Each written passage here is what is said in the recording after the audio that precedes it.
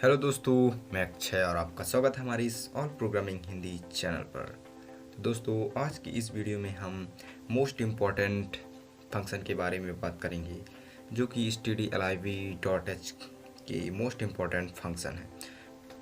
तो दोस्तों, आगे बढ़ने से पहले मेरी छोटी सी रिक्वेस्ट है, अगर आप हमारे चैनल पर नए हैं तो चैनल को सब्सक्राइब करना बिल्कुल भी ना भूलें, क्योंकि हम इसी तरह की इंटरेस्टिंग वीडियोस, प्रोग्रामिंग से रिलेटेड वीडियोस लाते रहते हैं। तो दोस्तों, हमारा सबसे पहला फंक्शन है a2i फंक्शन, जो कि stdlib.h के अंडर आता है। तो यह फंक्शन a2i फंक्शन जो है हमारा, वो स्ट्रिंग को इंट में कन्वर्ट करता है। तो इसकी मदद से हम नंबर्स वाली स्ट्रिंग को ही इंट में कन्वर्ट कर सकते हैं। जैसे 1 से 9 तक के नंबर्स हैं, उनमें उसी स्ट्रिंग को हम इंट में कन्वर्ट कर सकते हैं। अगर हम ए और बी जैसे ए से जेड तक के इस तरह की स्ट्रिंग को हम इंट में कन्वर्ट नहीं कर सकते हैं इस फंक्शन की मदद से। तो अब इसका हम प्रोग्राम देख लेते हैं। तो चलते हैं विजुअल स्टूडियो कोड पर और इसका प्रोग्राम बनाते हैं। तो दोस्तों, हम आ गए अपने विजुअल स्टूडियो कोड पर। तो बनाते हैं हम a2i फंक्शन का प्रोग्राम। तो पहले हम इंक्लूड कर लेते हैं stdio.h को, और हम math.h को भी इंक्लूड कर लेते हैं, क्योंकि हम math.h के हम math.h की जगह stdlib.h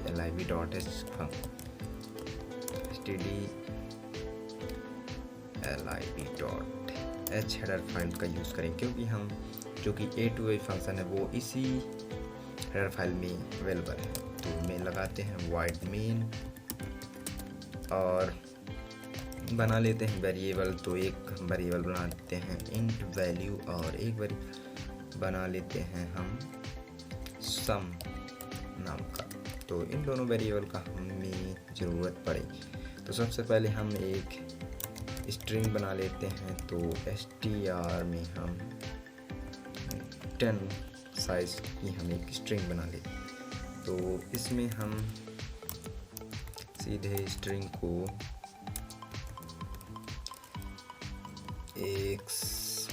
कोई भी नंबर में दे सकते हैं। तो इन नंबर्स की स्ट्रिंग को हमें कन्वर्ट करना है। तो कन्वर्ट करने के लिए हम इसे a2i फंक्शन में पास करेंगे।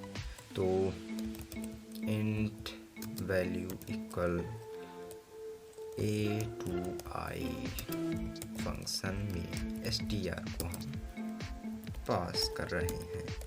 तो अब हम प्रिंट करेंगे printf string is converted in integer। तो %d लगाते हैं, क्योंकि इंटीजर को प्रिंट करने के लिए हम %d का यूज़ करते हैं। तो हम इसे सम करके भी देखेंगे कि असल में स्ट्रिंग में कन्वर्ट हुआ या नहीं। तो इंट वैल्यू में हम जो हमारा इंट वैल्यू है उसमें हम 1 प्लस करके देखेंगे, और फिर दोबारा इसी को हम प्रिंट करेंगे।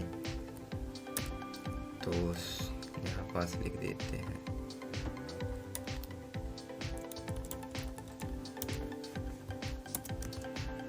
सम इज %d की जगह हम यहाँ पास वैल्यू की जगह सम लिख देंगे। तो अब हम इसे रन करते हैं और देखते हैं हमारा क्या रिजल्ट आता है। तो gcc a2i function.c, तो हमारा प्रोग्राम कंपाइल हो चुका है और हम इसे एग्जीक्यूटेबल कोड में कन्वर्ट कर चुके हैं। तो देख सकते हैं यहाँ पास आ चुका, लेकिन यहाँ पास हमने \n नहीं लगाया था, तो इस कारण से थोड़ा अच्छी तरह प्रिंट नहीं हुआ। इस बार हम \n लगाकर फिर से कंपाइल करके रन करते हैं तो देख सकते हैं इस बार स्ट्रिंग जो कि कन्वर्ट हो चुकी है 13535 जो कि है उसमें हमने 1 ऐड भी कर दिया है तो 3 की जगह अब 4 आ चुका है। तो मतलब ये हमारी स्ट्रिंग इंट में कन्वर्ट हो चुकी है। तो ध्यान रखने की बात है कि केवल नंबर्स स्ट्रिंग ही कन्वर्ट हो सकती है A2I फंक्शन की मदद से इंटीजर में। हम अगर सोचें कि हम कन्वर्ट जो कि है कन्वर्टेड या स्ट्रिंग को ही हम कन्वर्ट करें इंटीजर में तो ये संभव नहीं है इस फंक्शन की मदद से। तो दोस्तों दूसरा हमारा फंक्शन है A2I function, A2F function sorry. तो A2F जो हमारा फंक्शन वो स्ट्रिंग को फ्लोट में कन्वर्ट करने का काम करता है। जिस प्रकार A2I फंक्शन स्ट्रिंग को इंट में कन्वर्ट करता है उसी तरह A2F फंक्शन फ्लोट को कन्वर्ट करता है, स्ट्रिंग को फ्लोट में कन्वर्ट करता है। तो ये भी उसी तरह 1 से 9 तक के जो नंबर्स हैं उनकी अगर स्ट्रिंग है तो उन्हें ही फ्लोट में कन्वर्ट कर सकता है। A से Z तक के करैक्टर्स को ये फ्लोट में कन्वर्ट नहीं कर सकता है स्ट्रिंग से। तो चलिए इसका भी प्रोग्राम देख लेते हैं। तो दोस्तों अब हम A2F फंक्शन का प्रोग्राम बना लेते हैं। तो इंक्लूड कर लेते हैं हम stdio.h को और फिर हम इंक्लूड कर लेंगे हम stdlib.h हेडर फाइल को और हम मेन फंक्शन के अंदर इस बार हम फ्लोट में कन्वर्ट कर रहे हैं स्ट्रिंग को तो इसलिए हम फ्लोट देंगे और हम इसमें a बनाएंगे एक वेरिएबल और हम डबल भी बना सकते हैं। तो हम फ्लोट ही बनाएंगे तो हम एक ही वेरिएबल बनाएंगे और एक हम स्ट्रिंग बनाएंगे तो करैक्टर टाइप का एरे। इसका साइज़ हम 10 ही देंगे और इसमें हम 1 से लेकर कोई भी वैल्यू हम इसमें डाल देते हैं और फिर इसे अब हम तो इसे हम चाहें तो प्रिंट करा सकते हैं इस प्रकार before string before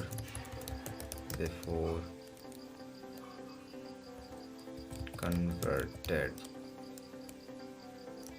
and float. तो %s लगाकर हम इसे str इस तरह हम इसे प्रिंट करा सकते हैं। और अगर हम कन्वर्ट करेंगे तो हम a में इसे लेंगे और A2F फंक्शन का यूज़ करेंगे और str को पास करेंगे और फिर इसे हम a को प्रिंट कर देंगे क्योंकि फ्लोट में कन्वर्ट होकर स्ट्रिंग a में स्टोर हो जाएगी। तो string is converted in float तो %f लगाएंगे क्योंकि %f की मदद से ही फ्लोट वैल्यू प्रिंट होती है। तो a को प्रिंट करेंगे तो बैकस्लैश यहाँ पास भी लगा देते हैं तो देखते हैं कि कोई एरर आती है या हमारा प्रोग्राम अच्छी तरह से रन होता है। तो A2I की जगह में A2F लिखेंगे तो ये है हमारा फाइल का नाम और इसे हमने एक्सिक्यूट कर दिया। तो देख सकते हैं कि इससे कन्वर्ट होने से पहले ये प्रिंट कराए थे हम तो इस प्रकार आया था और कन्वर्ट होने के बाद फ्लोट की डेसिमल सिन लग चुका है जिसका मतलब है कि ये कन्वर्ट हो चुका है फ्लोट में।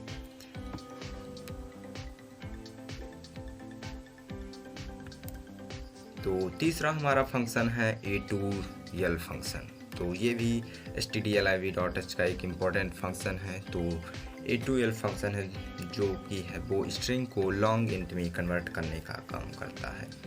तो अगर हमारे पास नंबर्स की स्ट्रिंग है जो कि 1 से 9 तक के नंबर्स से बनी है तो उसे हम लॉन्ग इंट में कन्वर्ट कर सकते हैं A2L फंक्शन की मदद से। तो चलते हैं विजुअल स्टूडियो कोड पर और इसका भी प्रोग्राम बनाते हैं।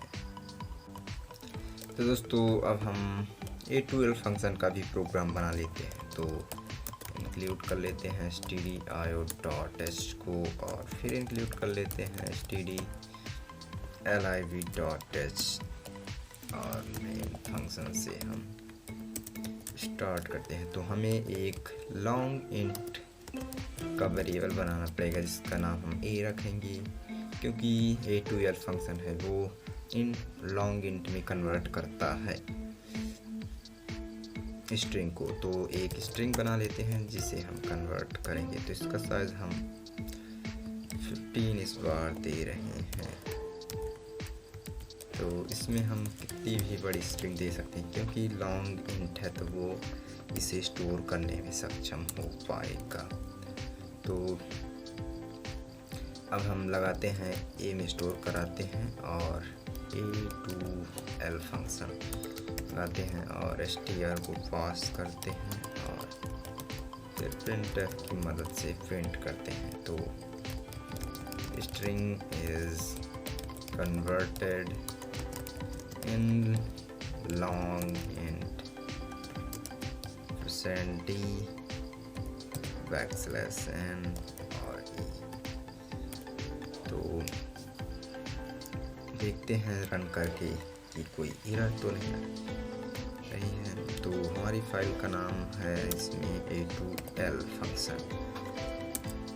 तो इसे हम कंपाइल कर लिया और इसे अब रन करें तो देख सकते हैं कि हमारी फाइल कन्वर्ट हो चुकी है और कोई एरर नहीं आई है। तो ये था a2l फंक्शन का प्रोग्राम। तो दोस्तों हमारा चौथा फंक्शन है एग्जिट फंक्शन, जो कि प्रोग्राम के एग्जीक्यूशन को एंड करने का काम करता है। हम इस फंक्शन को काफ़ी ज़्यादा यूज़ करते हैं जब हमें प्रोग्राम के एग्जीक्यूशन को क्लोज करना होता है या एंड करना होता है, तो हम इसी फंक्शन का यूज़। ये काफ़ी इम्पोर्टेंट फंक्शन होता है जो कि stdliv.h के अंदर आता है। तो इसका भी प्रोग्राम बना लेते हैं। तो दोस्तों अब हम बना लेते हैं एग्जिट फंक्शन का प्रोग्राम। तो stdio.h और stdliv.h फाइल को इंक्लूड कर लेते हैं और मेन फंक्शन के अंदर करते हैं कोडिंग। तो एक वेरिएबल बना लेते हैं इंट। तो हमें एग्जिट फंक्शन का यूज़ करने के लिए व्हाइल लूप का यूज़ करेंगे हम। तो इसमें हम कंडीशन 1 दे देते हैं, जिसका मतलब है कि हमारा व्हाइल लूप इनफाइनाइट टाइम तक चलेगा जब तक हम इसे एग्जिट नहीं कराते। तो हम प्रिंट करेंगे enter 0 to exit program, exit बोल देते हैं और जहाँ पास हम क्लोज करते हैं और स्कैनफ की मदद से जो इंटर करेंगे उसे हम %d और स्टोर करा देंगे a में और फिर लगाएंगे इफ़ कंडीशन और करेंगे इफ़ अगर a 0 है, a इक्वल टू 0 है तो हमारा प्रोग्राम हो जाए एग्जिट, और अगर 0 नहीं हो तो एल्स पार्ट में जाए और प्रिंट क्या हो, you entered this number %d लगाकर हम उसे प्रिंट करा देंगे a में जो होगा। तो बनाते हैं और इसे अब हम रन करके देखते हैं कि क्या रिजल्ट आता है। तो इस फाइल का नाम हमारे एग्जिट फंक्शन। तो एग्जिट फंक्शन, तो हमारी फाइल कंपाइल हो रही है और अब इसे हमने रन कर लिया। तो देख सकते हैं अगर हम 3 करेंगे तो अभी हमारा एंड एग्जिट नहीं होगा प्रोग्राम, 5 करेंगे तो भी एग्जिट नहीं होगा, 2 करेंगे तो भी एग्जिट नहीं, 7 करेंगे तो भी एग्जिट नहीं होगा, 6 करेंगे तो अगर आप 0 इंटर नहीं करेंगे तो ये इनफाइनाइट टाइम तक लूप चलता रहेगा, और अगर 0 इंटर करेंगे तो ये हमारा प्रोग्राम बड़ी ही ईजिली एग्जिट हो जाएगा। तो ये फ़ायदा होता है एग्जिट फंक्शन का। तो ये था एग्जिट फंक्शन का प्रोग्राम। 5वां फंक्शन है हमारा रैंड फंक्शन। जो कि stdlib.h हेडर फाइल के ही अंदर आता है। तो यह फंक्शन रैंडम नंबर को जनरेट करने का काम करता है। इसकी मदद से हम कोई भी रैंडम नंबर को जनरेट कर सकते हैं। तो ये भी काफ़ी इम्पोर्टेंट फंक्शन माना जाता है। इसकी मदद से हम रैंडम नंबर्स को जनरेट कर सकते हैं। तो इसका भी हम प्रोग्राम बना लेते हैं। दोस्तों अब हम रैंड फंक्शन जो हमारा है उसका प्रोग्राम बना लेते हैं। stdio.h और इंक्लूड करते हैं stdlib.h।